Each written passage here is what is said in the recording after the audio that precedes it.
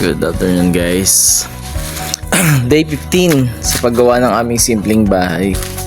At ito na nga. Pagigising ko lang alas 3 mag-alas 4 na. Ito na nga yung nagawa namin kahapon at natapos na nga yung yero. Yan pinagawa ko na lang. Ngayon balik na naman kami sa kami manggagawa. Yung yero kasi mahirap yun gawin, kaya pinagawa na lang namin. Nahihirapan kasi kami, hindi na talaga ako manggagawa ng bahay. Ayan na yung bintana namin, di ba? Bahay na. Ayan, hindi pa tapos yan kasi inabot na kami ng gabi.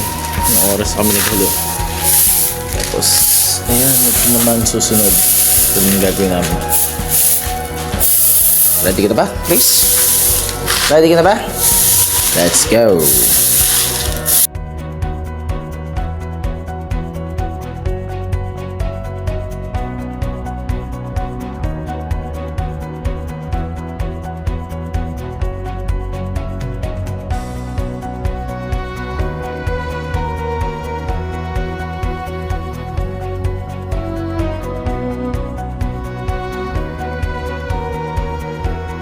At ayun na nga, inabot na nga kami ng gabi.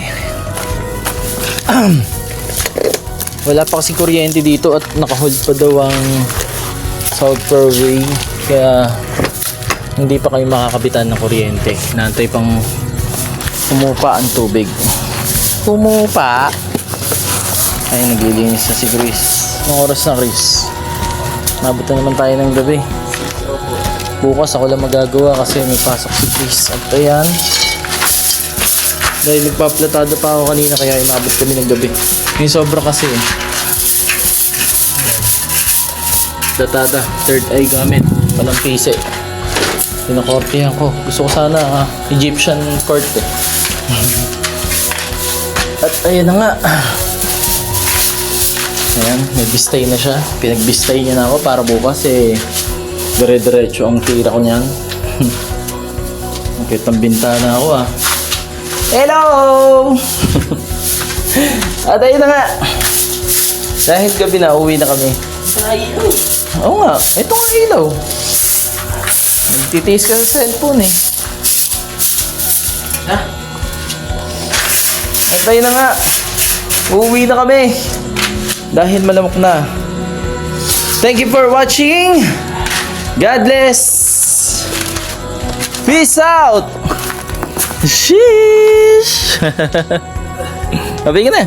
Oh, baka naman.